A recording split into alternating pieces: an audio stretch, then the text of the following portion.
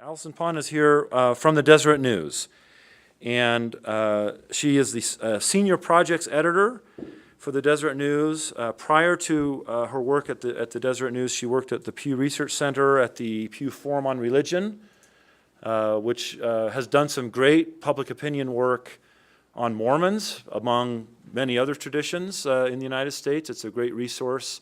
I use their data frequently in my capstone class on American religion and political behavior, for example. And so there's a great resource there. She has a degree in communications with an emphasis in print journalism from BYU and a master's degree in public policy from Georgetown University.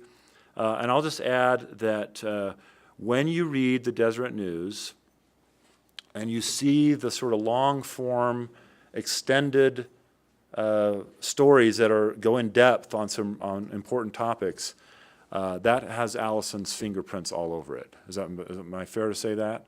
So, and in my view, that's the best stuff that the Deseret News does. She has got her fingerprints all over the best of the reporting, in-depth reporting that the Deseret News does. And so she's excellent at what she does. And please join me in welcoming her.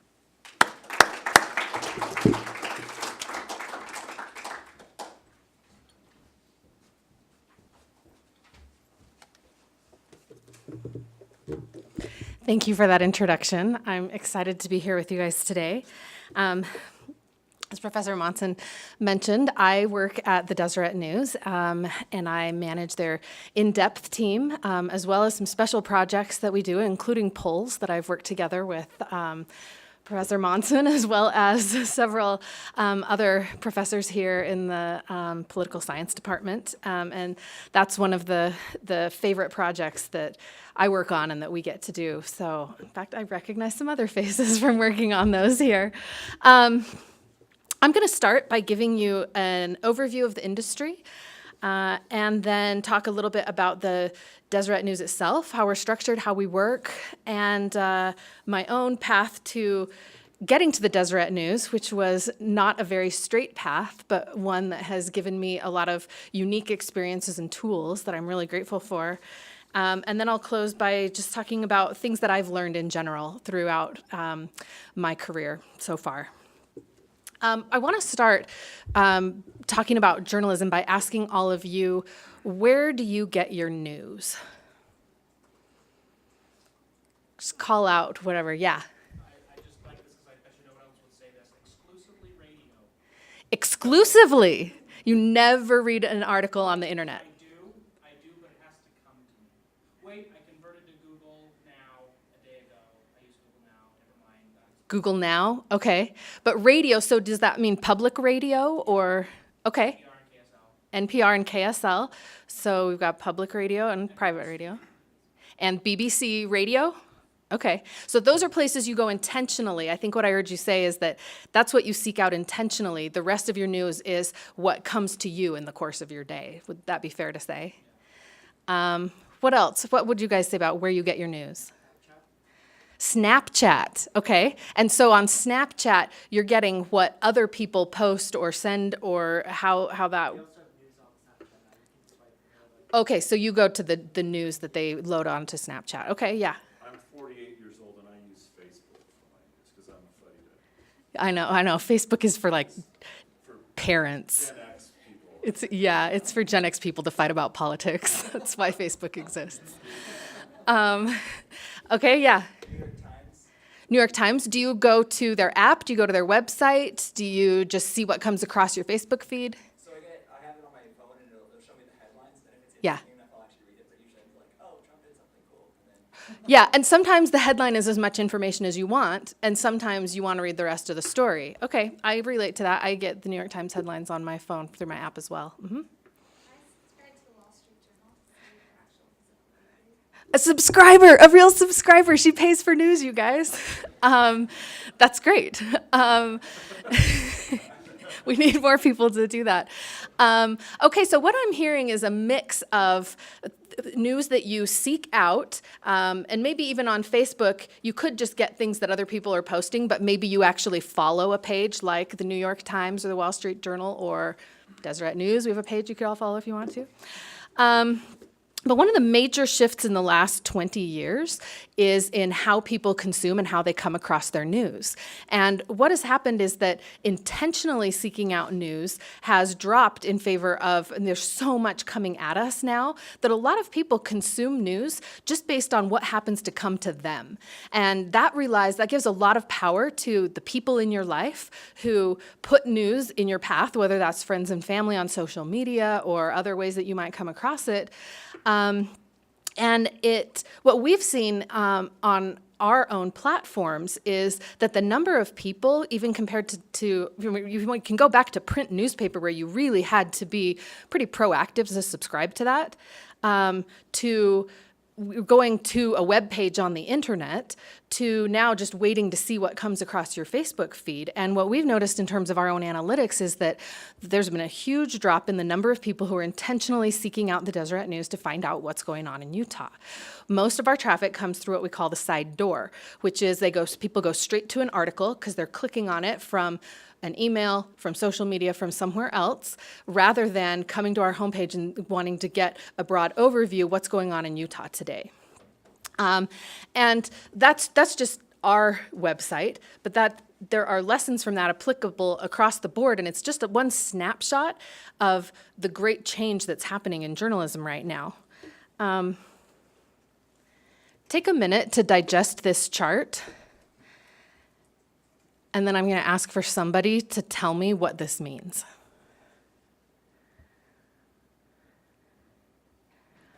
This is revenue. So this is how much money newspapers make over time. Somebody tell me what's happening here. Yeah, right here. No one's paying you to advertise anymore. Yeah, the collapse of the advertising model for journalism, right? How do you have a job? I don't know. I've got a lot of things in my back pocket just in case. But that's a good question, right? And really, well, I'll come back with another comment about this in a minute, but what's really striking is that red line, because sometimes people see the whole blue line and they're like, oh, but now you're just online, and I see ads online all the time. There's so many of them. They're popping up in my face. You guys must still be making tons of money. And that's actually not true, because people pay a fraction of what they would pay for a print ad to advertise online. So what we've really been disrupted by isn't so much other journalistic outlets as much as it is things like Craigslist, things that took down the classifieds, things that took down the other kinds of advertising that we used to rely on. So what you have is an industry that some people would say is in free fall. Some people would say it's in transformation. It's definitely in chaos right now. But I also think that there's opportunity in chaos, especially for those of you who have grown up with digital technology. We call you digital natives. And the knowledge and skills that you have just from being immersed in it in your whole life are really useful in helping us figure out what is the next business model for journalism and what it's going to look like. We don't know what that is right now. But what we do know is, you see, this is a chart for revenue. If I was to show a chart for demand for news, the demand for news is not going down. In fact, I think it's gone up. I can't cite any numbers on that. But where there's demand, people will figure out a way to get people to pay for what they value. Supply and demand will come into play at some point. And one thing that you've seen over the past year or so is, we can come back to this, and I'm happy to have a long conversation with anyone about fake news at any time.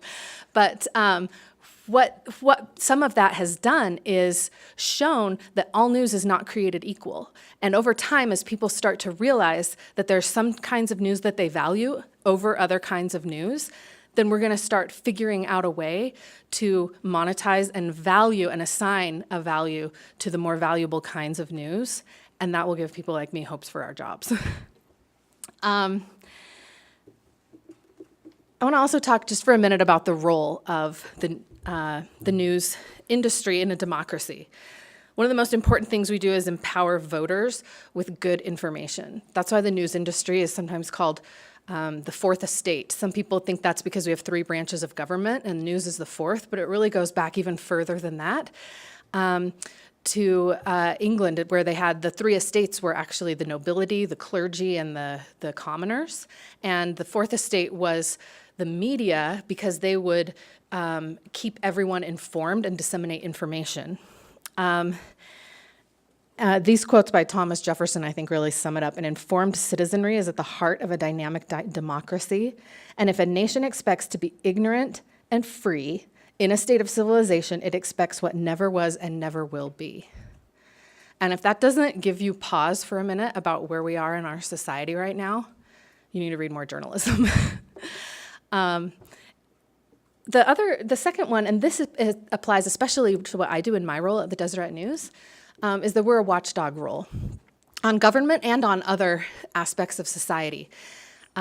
But this is one of the most important principles of democracy, is that it's government by the people, for the people. And if the people are really the ones running the government, then documents, information, proceedings of what happened need to be available to the citizenry to understand in order to make good decisions when they're voting and when they're participating in the public square. And journalists, I mean, the biggest example is Watergate, right, of a government watchdog role. Here in Utah, you have examples of both of the major papers, actually. The Deseret News last year broke a story about County Recorder Gary Ott, who had Alzheimer's, who was, they were hiding that, and people in his office were functioning in his job.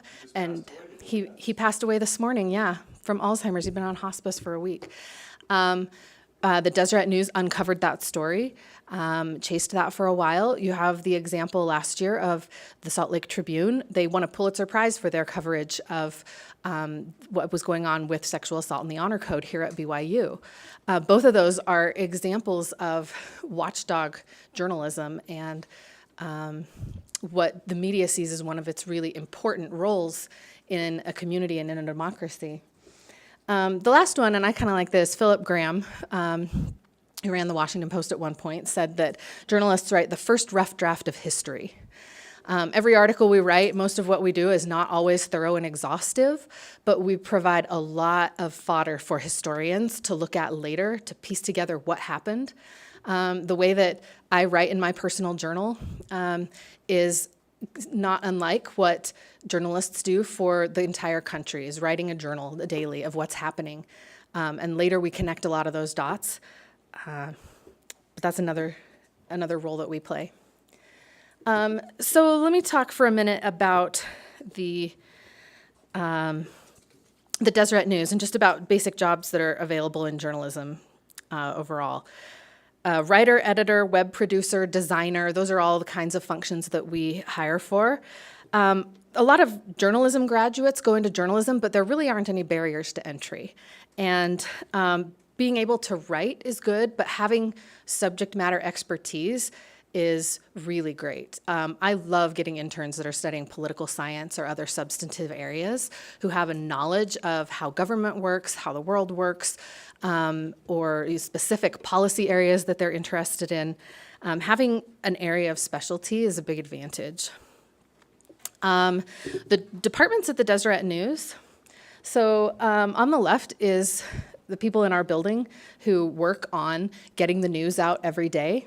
News division is our local news division, and we are combined with KSL, which is the church-owned radio station and television station. And we share journalists who go out and do daily breaking Utah news, and their stories will go onto both platforms. You might see the same story on KSL.com that you see on DeseretNews.com. We don't share content when it comes to more differentiated, in-depth kinds of topics, but you do have a lot of crossover there between KSL and Deseret News. Photo department is also a combined resource with KSL. And then we have some other desks that are unique to Deseret News. Arts and entertainment is one of those. We have 4 or 5 people who work on that desk. They do a lot of daily stories and sometimes some deeper dives on trends in the community. Our sports desk, which is a lot of our bread and butter. We're actually really excited because we just recruited a new jazz writer who's coming to us from Michigan, who's really talented, and we're excited for that season to get underway. We have a faith section. We have a reporter dedicated to covering LDS church and LDS culture. We also have a couple of other journalists who chime in with, I really hate to use the word clickbait, but the other word we use is escaping me. So other maybe fun stories about LDS culture, which is also part of our bread and butter on our website, by the way. Hoke at BYU. Yeah. I mean, if I looked up the analytics on that story, I'm going to tell you they were off the charts. The in-depth team is the team that I'm the editor of. We have 7 reporters who focus on story. We have one who is focused on religion, but as a national beat. She looks at interfaith efforts and just all kinds of things about the role of religion in our public life around the country. We have a family reporter who looks at stories about different generations, about marriage and parenting, demographic trends. Our faith and family beats on the in-depth team are actually quite rigorous. You hear them and you think, oh, that sounds pretty fluffy. But we really expect them to be diving deep into data and finding trends and looking for things that people at other journalistic organizations aren't covering because they don't have the same lens and the same mission that we do at the Deseret News. We also have people covering healthcare. We have people working on issues around refugees and immigration, politics down the line. We did a groundbreaking in-depth profile of Jason Chaffetz earlier this year, right around the time that he was resigning, of Greg Hughes, the Speaker of the House for Utah. So we're really trying to give insight and context into things that are happening, unlike our news division, which just is out there every day reporting the news as it's happening on the ground. Our opinion page is exactly what it sounds like. We have columnists, but we also have an opinion staff that writes daily house editorials, voicing opinions on whatever is happening that day. Our web production team gets all of our stories online. They are always following analytics, figuring out how to maximize our headlines, how to write a great headline to get people into it, what kinds of photos and graphics are going to go with it. Should we add like a poll that people can fill out and then report on what they say in it, all kinds of audience engagement type things. We've got a whole team that works on that. And then layout and design for our print publication, which actually still to this day makes more money than our online operation. And so we really value the people who are there every night putting things on the page and helping to get that printed and delivered every day. And then here on the right, so we also have marketing, accounting, HR, IT, those kinds of things that most businesses and other organizations need to have. They're in the building with us. And then offsite is where the newspapers are printed, and the team that manages circulation and subscriptions are in a place in West Valley. And we actually have a joint operating agreement with the Salt Lake Tribune for our printed newspapers and the printing presses that are out there. Oh, nope, not ready for that yet.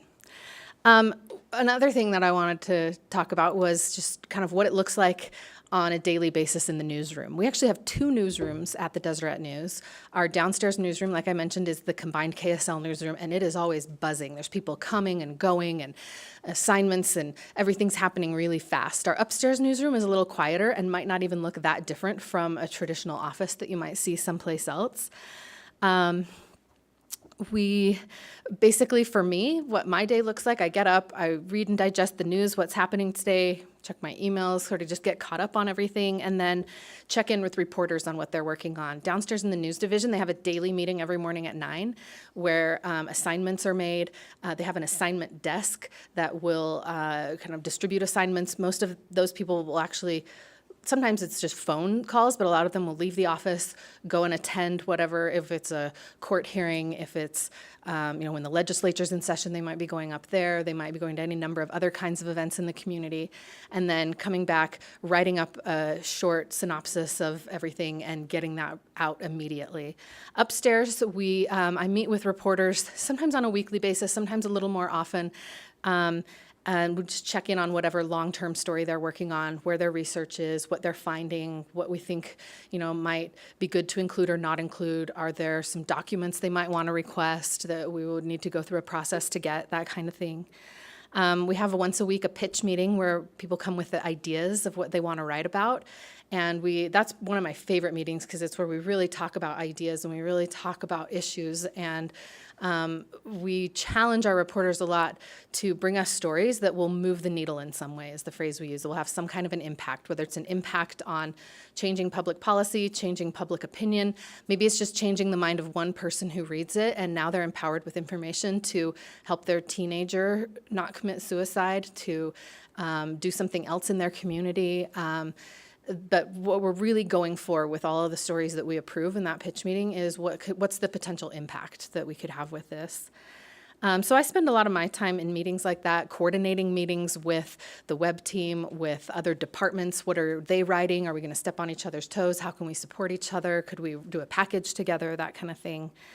And coordinating with layout and design, that kind of thing. Just to give you a feel for a day in the life of a reporter, they're always, looking for potential stories, checking up on the news, checking in on Twitter. And the reporters on my team have a really open schedule to work on their stories. It really helps to be a self-starter. People who haven't been able to do much work without getting a lot of prodding don't really tend to do well in the kind of journalism that we're doing. Usually the reporters on my team are juggling a few stories at a time. They're at a different stage of each one of them, whether it's reading and researching or choosing a story angle that you think is unique. What's the thing that nobody's saying in this conversation, or the question that nobody has an answer to? Then identifying sources, both experts and regular people who might embody whatever problem or issue you're talking about. There's interviewing, there's preparing for the interviews. I have to write out a list of questions I want to ask before I go in to make sure I don't forget anything. They spend time every day writing or working on revisions. We go back and forth. Once they file a story, then I or another editor will give them some feedback, and then they'll make some changes before we're done with the process. And there's also requesting graphics and photos from the photo team and coordinating all the pieces that are going to be part of a story when it goes up. So some stories they'll spend 2 or 3 days on, some stories they'll spend 2 or 3 weeks on, and some stories are more like 2 or 3 months. And they're constantly juggling different ones of those. Some of the projects we're working on right now are ones that we've done in the past, include the American Family Survey that we're doing right now with the Center for the Study of Elections and Democracy, which is a nationwide survey that we do once a year, and then report out. We're going to be releasing it at an event in Washington, D.C. 4 weeks from today, actually. So we're on the home stretches of that.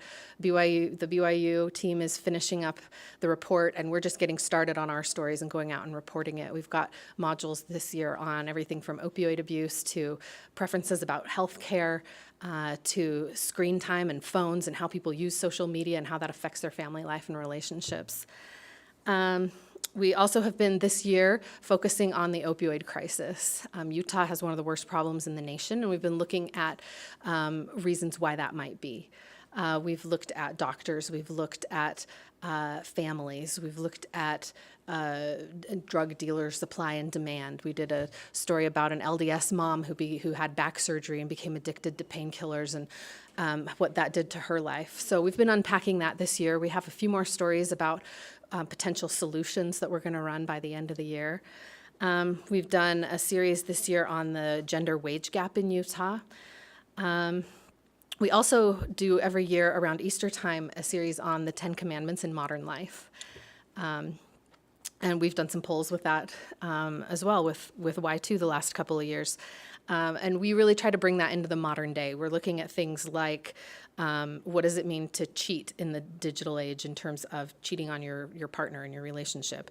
We look at 24/7 work cycles and what that means for the idea of a Sabbath. We look at the death penalty or genetic modification issues and things like that. We've partnered with the Atlantic magazine on a series about fatherhood.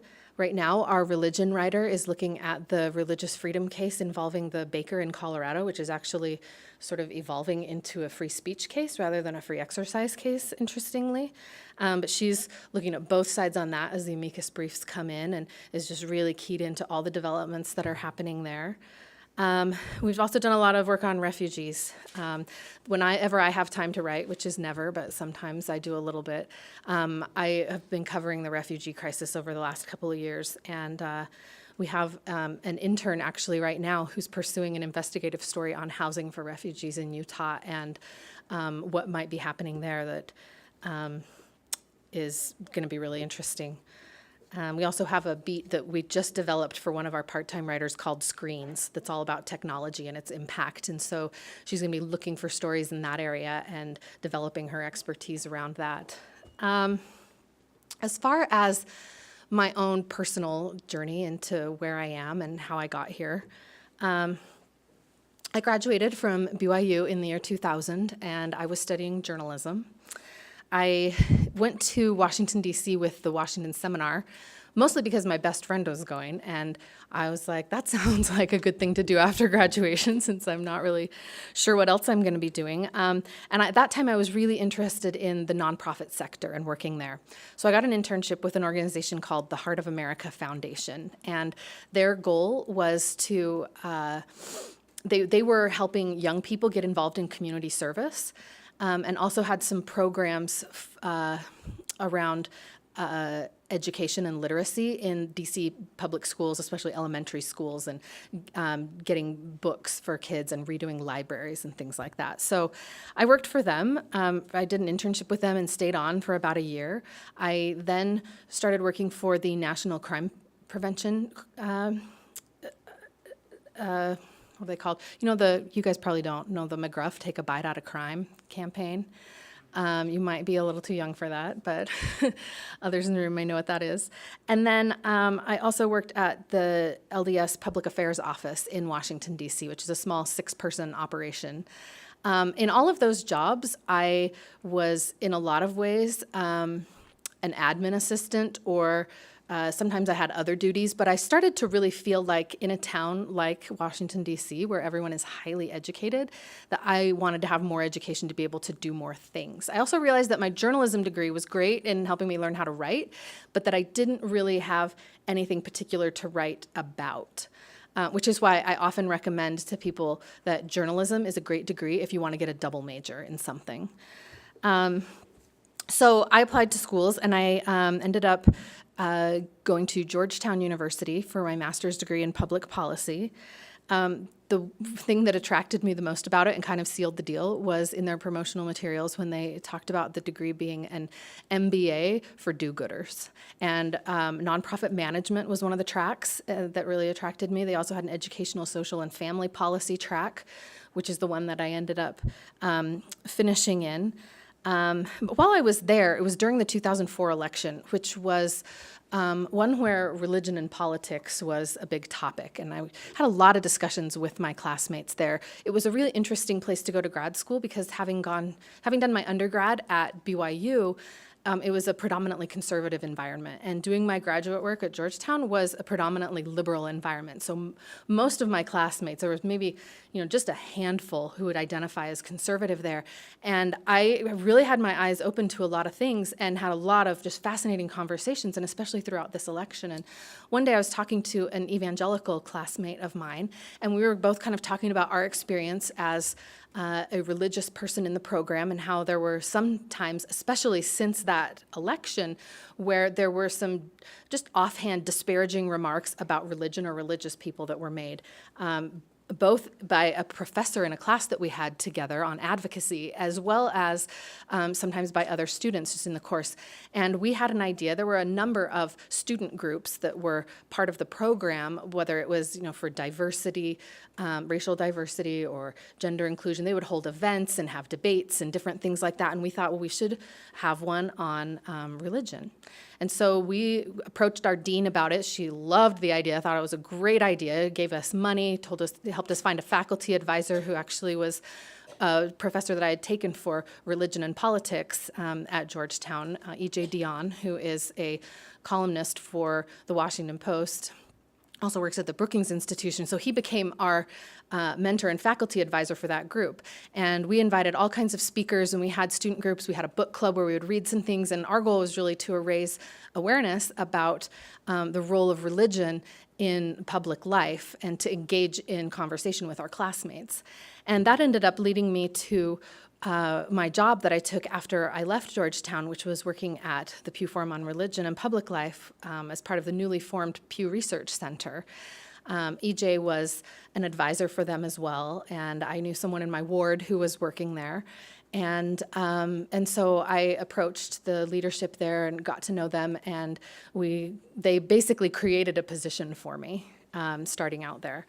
And during the time that I was there, I had gained some skills in data analysis in graduate school, but they invested a lot more training into me with people there who were already working on public opinion surveys. I did other things as well, some research and editing and things like that.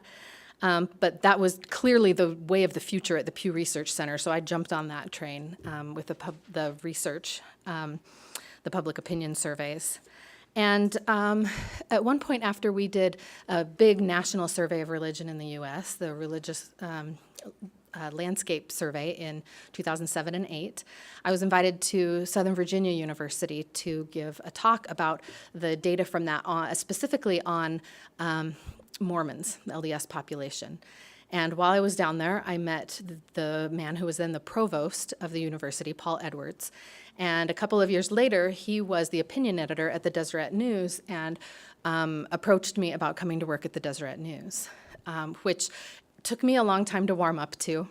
I really liked living out in DC, but I was also at a point where I felt a little bit in a rut personally and professionally and was looking for something different.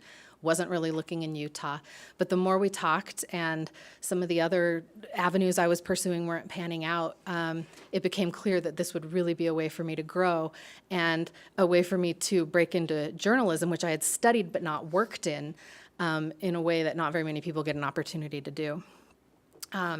So I kind of came full circle back to journalism, but I've come back to it with a unique set of skills that not everyone who is a journalist has. And I've really tried to push my team and others at the Deseret News to learn how to use data better, how to consult it more, and how to fold that in and tell stories not just with words but also with numbers.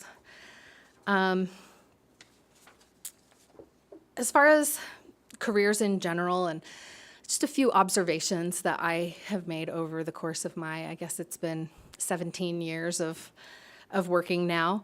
One of the things that stands out to me that I have learned is that passion is a competitive advantage. And what I mean by that is that if you love what you're doing, you're going to do it better and you're going to invest more into it. When I was working at the Pew Research Center, I had coworkers who were so passionate about regression analysis and about learning all of these new techniques and stuff. And for me, I've always been a little bit more of a writer and a storyteller. And I took advantage of the opportunity that I had to do that work. But after several years of doing it, I started to realize that it wasn't the thing I was passionate about, because I could compare to people who started after I did, who stayed later, who worked harder, whose heart and soul was in it. And I started to realize that they were going to pass me by because of the passion that they had for the kind of work that they were doing. And it made me have to stop and think, what do I have passion for? What are my real gifts, not just of skills, but also of love for something? And I realized that everywhere I went, I found myself doing editing and writing. When I was in graduate school, I edited the Public Policy Journal. Even at Pew, a lot of times we'd all write sections of a report, and my boss would give them all to me and be like, you put them together and make it all fit together and edit it, you're good at that. And I realized that those were things that I just naturally gravitated to without even meaning to, over and over and over. And within just a few weeks of working at the Deseret News, I felt myself breathing a big sigh of relief, oh, I'm in my place. The things I'm doing really fit the skills I have, but also the passion that I have. And now I'm the one who stays late and stresses out everyone else. But I would say look for the threads of what you're drawn to and the threads of what you're passionate about, because it impacts your own satisfaction and your success. Something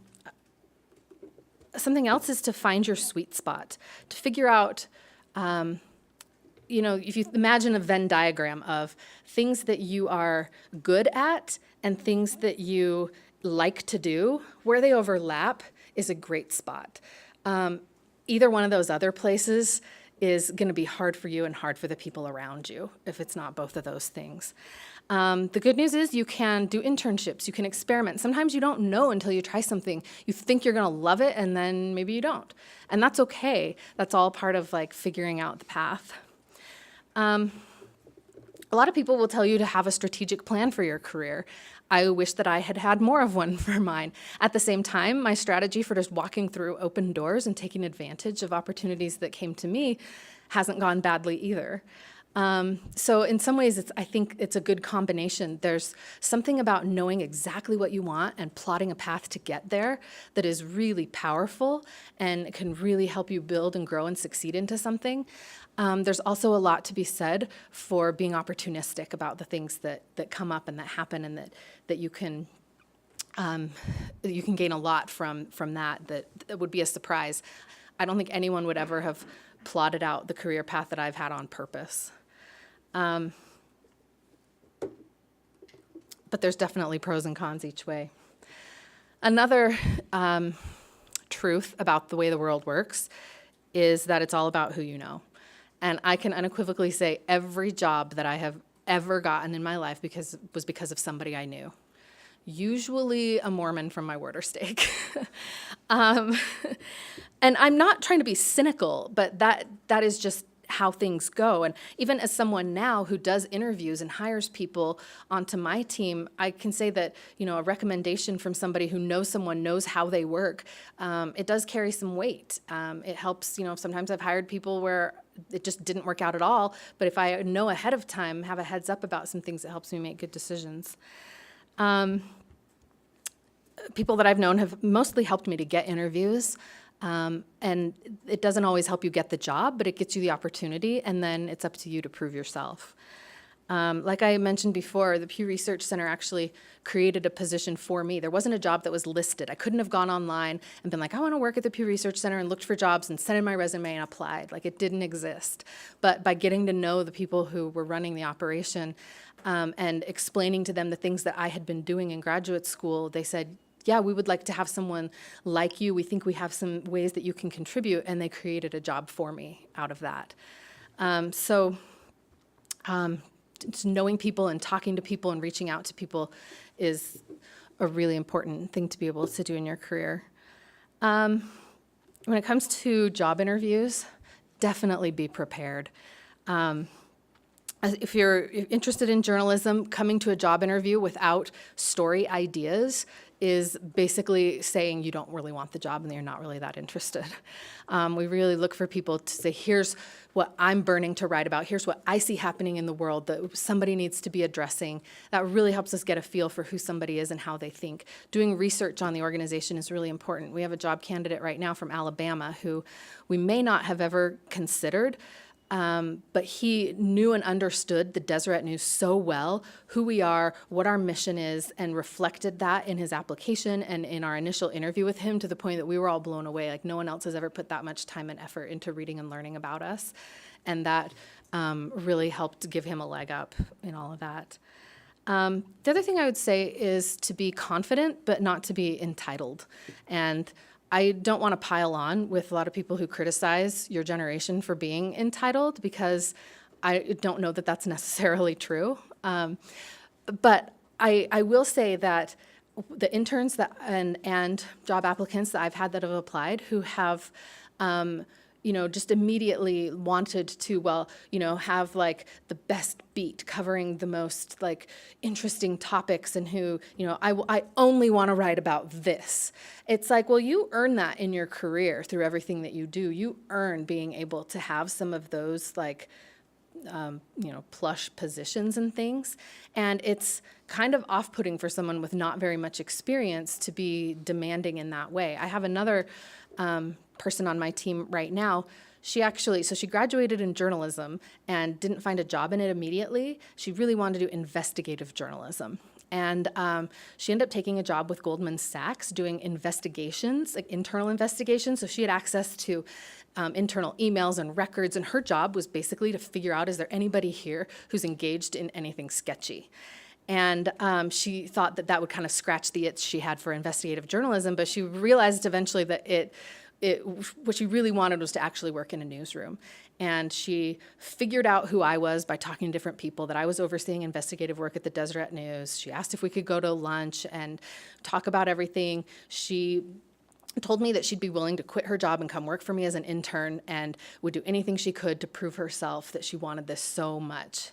And so we made that arrangement. She's been working for me for 2 months now, and I'm probably gonna hire her because she's a super hard worker, and she always is asking how she can learn things and what she can do, and is like so eager to work hard and hungry to learn more. And that, compared to others who just assume that they already know everything and want a special treatment at the best job you have, it is leading to very different outcomes for different people.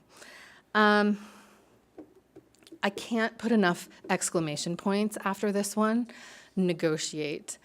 The very first job that full-time, not just contract or internship job that I took was with the National Crime Prevention Council.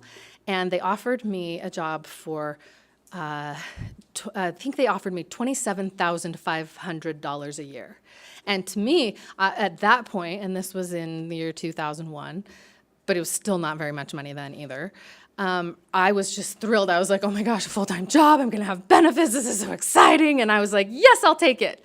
And a couple days later, they got back to me and said, with an official offer letter for me to sign and all the details. And they said, well, we actually decided to give you, an even $28,000, and so you'll start on this day and all of this. And I was like, wow, they're so nice. They added extra. And it wasn't until later in graduate school, when I had a lot of workshops on different career skills and tools, that they taught us about negotiation. And they said, people are expecting you to negotiate, and they've built that into the initial offer that they give you. And I thought about it, and I was like, oh my gosh, that's why they offered me $27,500. They were expecting me to come back and be like, I want $30,000 or I want $29,000. They'd say, great, we'll meet in the middle. And I didn't do it, and I left money on the table. And that affected my salary at all of my jobs after that. It's something that women are a lot more reluctant to do than men, to negotiate. We a lot of times are just like, oh, I just feel so grateful to even have this job. I don't want to ask for more. And that is one of the things that contributes to the gender wage gap that happens, that grows as you get further along in your career. I, at one point a few years ago, was telling a group of female interns on my team about this experience because they were starting to interview for jobs. And I was like, let me help you write a script. Here's what you say when you're asking for more money. Here's how you can put it nicely and stuff like that. And one of them was interviewing for a job, I think at the Trib, and she got it and negotiated. We were all so happy. And a couple months later, I was offering a job to one of the women in that group. And I made her an offer. And I told my editor at the time, he's like, well, should we just offer her this, what we're gonna pay her? And I was like, no, she's gonna negotiate. I promise she's gonna negotiate.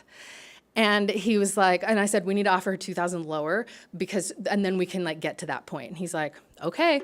And I made her the offer. It was just the two of us sitting in my office. And she looked at me and she said, I know I'm supposed to negotiate, but I'm just so grateful to have this job. And so this is great. Yes, I accept. I was like, are you sure? And she was like, yeah, I'm sure. Yeah, just thank you so much. And I was like, you're welcome. And I left it at that. And maybe I should have thrown the money in like somebody did for me in my first job too, but it was there. I would have given it to her. And so, the truth is somebody might say no, but that's okay too. And there's other things that you can negotiate for besides salary. I've negotiated for vacation. I have 3 weeks instead of 2 weeks of vacation a year because I asked for it. And let me tell you, that makes a huge difference in my job satisfaction. I know people who've negotiated having an office with a window. things like that. It's all on the table, and the point of a negotiation is that it makes both parties come out of it feeling like they got a good value, that the person offering the job feels like, wow, this person is like knows what they're worth. Like I got a good deal on this, because they asked, you kind of met in the middle, and the person who's starting the job feels like they know what they're worth also. And just to add to that, that's also my current job. I also negotiated for a title that I wanted, and it actually led to additional responsibilities and leadership that I wouldn't have had any other way, and has totally changed my complete trajectory. So, like I said, not enough. I can't put enough exclamation points behind negotiate. If you ever need support on negotiating and you want somebody to talk to, just call me because I will talk to you about that. Working hard, I think, speaks for itself. Everything else that you do is to give you a chance, and working hard is how you prove that you deserved that chance. Like I said, my intern on my team, I'll probably hire her. I might not have done that otherwise. I'm going to be hiring her into a position that's not entry level, even though she's entry level, because she is such a hard worker, and she's doing great work. This one, in some ways, is especially for the women, but I actually think it applies just as much for the men, which is the idea of embracing your and. And what your and is the number of roles and missions or callings that you feel like you as a person have for yourself. The way that people are talking about it now when it comes to women in their careers is that it's my and is, people will say, I'm a mother and I'm a teacher, or I'm a wife and a parent and I'm a CEO. It doesn't have to be or. And maybe this is preaching to the choir a little bit more for this generation. I graduated from BYU without a plan because I was so sure that my life was going to go just like my mom's, that I was going to get married my senior year at BYU, that a year later I was going to start having kids, that I was going to stay home and be the awesomest mom and take care of them. And I graduated from BYU literally without a plan. I didn't know what to do. So I went to Washington, D.C. with my best friend. It turned out really well for me. But what would it have turned out like if I had a goal, had something in mind of what I wanted to do, instead of just floundering for 2 or 3 years and then finally figuring it out and going to grad school at that point? It's possible and it's okay to plan for more than one thing for your life. And it doesn't mean that you're devaluing one or the other. There will always be different seasons. My mom, who I told you about, who raised us and was an awesome mom, she went back to school at the age of 58, and she is now the head chaplain at Primary Children's Hospital. And I'm really proud of her. She works really hard, and she's so good at what she does. But that's something to keep in mind, is that there will always be different seasons and different opportunities, and it's okay to plan for more than one thing in your life. God may have something for you to do, and he may have more than one thing for you to do in your life. Which leads me to the last thing that I want to say, which is about the idea of vocation. We don't talk about it in our church the way that some other traditions do, specifically Catholicism talks about what vocation is. And it's, for them, a calling is something that you feel deep inside of you, that you know you have and you need to contribute to the world. And let your life speak. This is the name of a book by a man named Parker Palmer. It's called Let Your Life Speak, Listening for the Voice of Vocation. And some of the advice that he gives is that before you tell your life what you intend to do with it, listen for what it intends to do with you. Before you tell your life what truths and values you've decided to live up to, let your life tell you what truths you embody, what values you represent. He says, trying to live someone else's life or trying to live by an abstract norm will invariably fail and may even do great damage. And when I quote that, I don't want to denigrate some of the abstract norms of our culture at all, because I think that they are beautiful ideals.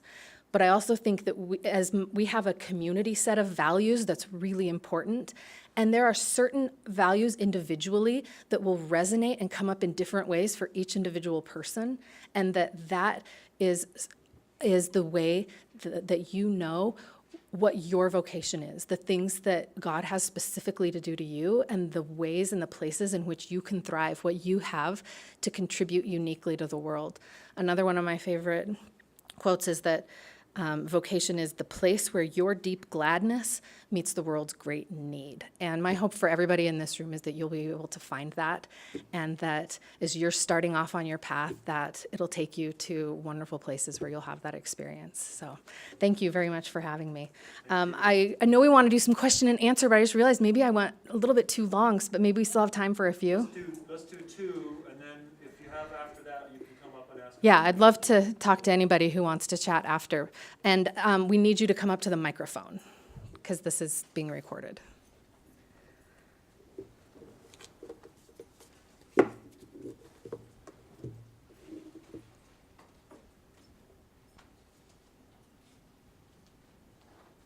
So if you have another question, come up and get in line so that we yeah, go ahead. So I just wanted to ask about your opinions on telling the truth to citizens and leading them, and how that works in informing. So I've heard a lot of journalists in the past year or two say that maybe their responsibility isn't so much to inform citizens about what's going on as it is to shape a narrative to get citizens to think a certain way. That is a really great question. One of the things that I would say, this is kind of a question about the whole idea of objectivity, or as some people would say, the myth of objectivity. And you've always had, throughout the history of journalism, you've always had sensationalism. You've always had, and we had a period where it was yellow journalism, where you've had conservative publications, liberal publications, and most people knew what they were getting from a publication and would look at it through that lens and decide how much to trust it based on, well, what's the perspective of the person writing it? And you have people today saying, you know, the second half of the last century was actually a blip, because for once we had this amazingly robust business model, and that contributed to us having all of these high ideals about objectivity and these other things, and that as that collapses and it all becomes more fragmented again, that the phrase that some people are saying is that transparency is the new objectivity. As long as you let people know where you're coming from and what you think, and don't try to pretend that you're an unbiased observer, then they can make an informed decision about how much to trust what you're writing and where you might be leading them.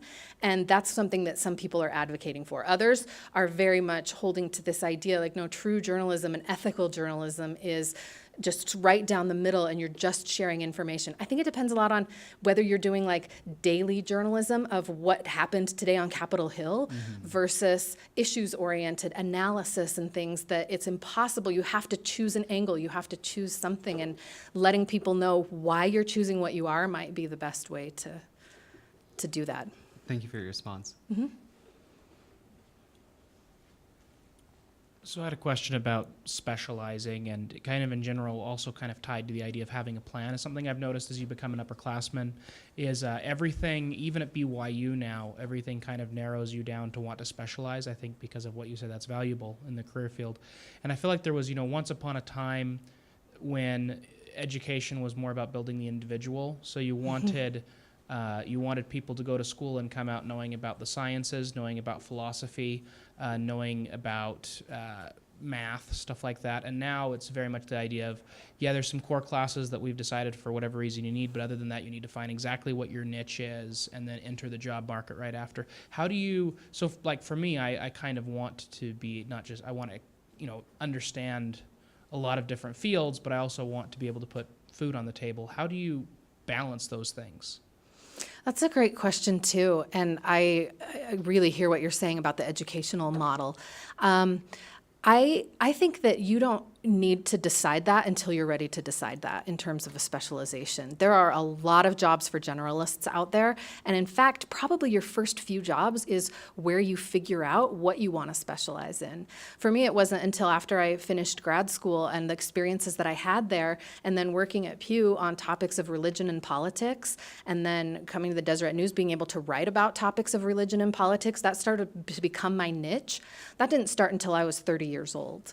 And some people people know what it is immediately and they can start investing in it, and some people don't, and some people want to see the whole world and try a few things and travel a lot, and I think that works just as well as a career path. Thank you. Join me in thanking Allison.